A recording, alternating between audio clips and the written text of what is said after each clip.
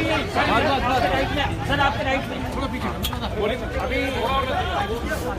कल मध्य प्रदेश में नहीं हो पाएगा भाई, नहीं होगा भाई। हाँ फिलहाल क्या कर रहे हैं तुम्हारे चक्कर में सर माइक कर रहा है।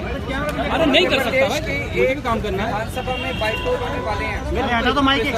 राम राम। वहाँ पे मध्य प्रदेश के मुख्य चुनाव अधिकारी जब पत्रकारों को एक मशीन की डेमोन्स्ट्रेशन दे रहे थे तो उसमें देखा कि एक नंबर पे बीजेपी था। जब एक नंबर दबाया तो जो वीवीपैट मशीन है जिसमें से स्लिप निकलती है उसमें कमल का निशान आया, ठीक है। फिर 4 नंबर दबाया, 4 नंबर कांग्रेस का था, उसमें जो चिट निकली वो भी कमल की निकली, जबकि कांग्रेस का बटन दबाया था तब भी बीजेपी की चिट निकली। फिर 2 नंबर दबाया, वो हाथी था बीएसपी का, उस पे भी कमल की चिट निकली। तो मतलब जो भी बटन मशीन में दबा रहे थे सारे कमल का निशान आ रहा था उसमें। हम बार बार ये कह रहे हैं कि ये जो मशीनें हैं इनके साथ छेड़छाड़ की जा रही है और बहुत बड़े स्तर के ऊपर की जा रही है। कल का ये जो इंसिडेंट है ये एक तरह से रोंगटे खड़े कर देता है कि क्या इस देश के अंदर अब चुनाव निष्पक्ष हो रहे हैं। अब लोग वोट डाल रहे हैं कि मशीनें वोट डाल रही हैं। और ये कोई अकेला इंसिडेंट नहीं है। इसके पहले अभी आसाम में चुनाव हुए थे, वहां पे एक मशीन निकली, कोई भी बटन दबाओ बीजेपी को वोट जा रहा था। उसके पहले दिल्ली कैंट में चुनाव हुए थे, यहाँ पे उसमें एक मशीन निकली, कोई भी बटन दबाओ बीजेपी को वोट जा रहा था। अब अगर हम ये कहें कि भाई मशीन खराब हो गई होगी तो कोई खराबी, कभी कोई मशीन कांग्रेस के लिए भी तो खराब हो, कोई मशीन समाजवादी पार्टी के लिए भी तो खराब हो। सारी मशीनें जब खराब हो रही है तो बीजेपी के लिए क्यों खराब हो रही हैं? भाई अगर एक मशीन खराब हो गई, कभी बीजेपी को वोट डले, कभी कांग्रेस को एक मशीन का, कांग्रेस को एक मशीन का समाजवादी, सारी मशीनें एक आदमी, सारी मशीनें खराब होती है तो बीजेपी को एक वोट क्यों पड़ रहा है? तो इसका मतलब ये मशीनें खराब नहीं हो रही हैं। मैं भी टेक्निकल आदमी हूँ, आईआईटी से इंजीनियर हूँ, थोड़ी बहुत ये टेक्निकल समझता हूँ। मशीन जब भी किसी तरीके से बिहेव करती है तो अंदर, उसके अंदर कुछ ना कुछ होता है। तो या तो हार्डवेयर की प्रॉब्लम है या सॉफ्टवेयर की प्रॉब्लम है। तो इसका मतलब अंदर, मशीन के अंदर टेम्परिंग की गई।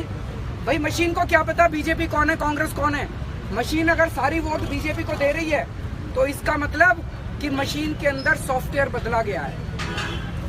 तो जो इलेक्शन कमीशन कहता है कि हमारी मशीन टेम्पर नहीं हो सकती, हमारी चिप जो है उसको पढ़ा नहीं जा सकता, उस पर लिखा नहीं जा सकता, ये सरासर गलत है।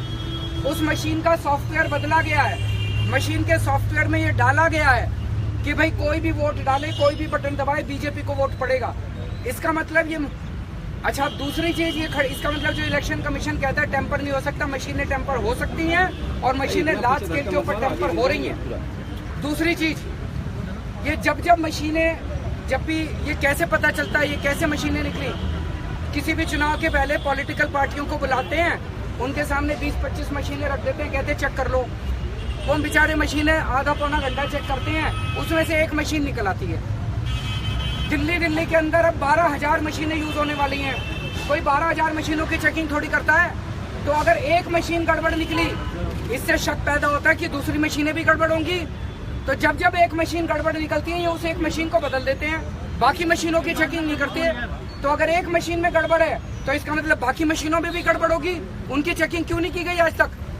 दूसरी बात, जब भी इस किस्म की बात होती है मशीन बदल देते हैं। मैंने अभी यही कहा ऊपर, मैंने कहा जी आपने आसाम के अंदर मशीन, कोई भी बटन दबाओ अगर उस पर जा रहा था, आपने मशीन खोल के चेकिंग करी, भाई इसका सॉफ्टवेयर तो नहीं बदल गया?